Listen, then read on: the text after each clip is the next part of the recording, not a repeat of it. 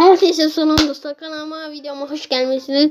Bugün sizlerle birlikte Mario oynuyoruz. Kanalıma abone olup like atmayı unutmayın ki çok böyle videolar gelsin.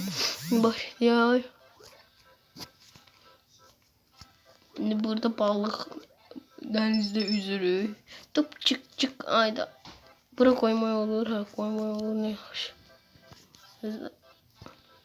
Evet, kıyılmaya koyay. Beni yer. Gözde de sen de çək.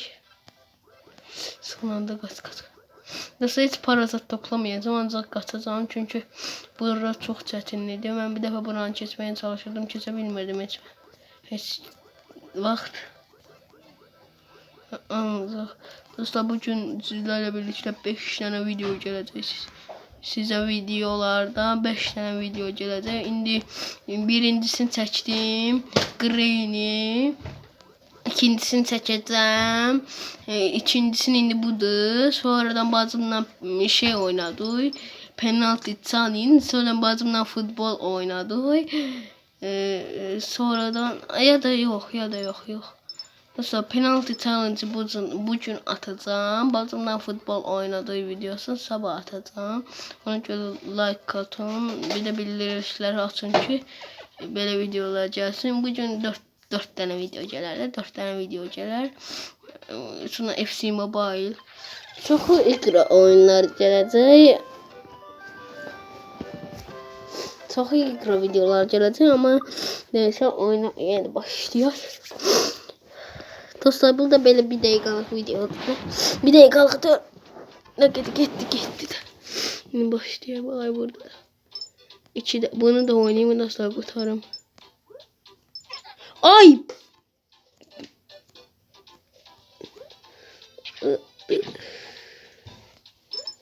Ay uydu.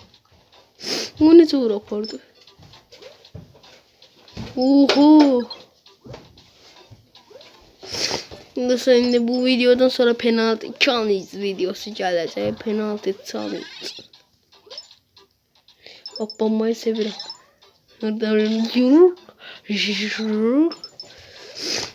Sabahçım deyir yok mən video çəkən deyirəm penalty challenge. Mən də deyirəm hə çəkərsən hə minə. Ay! Öləcəkdim ama. Bir daha öldürüm öyle. İçimin yağları yani. Sonunda. Ay! Dostlar sağ olun, kanalıma abone olup like atmayı unutmayın. Çok böyle videolar gelsin. Sağ olun.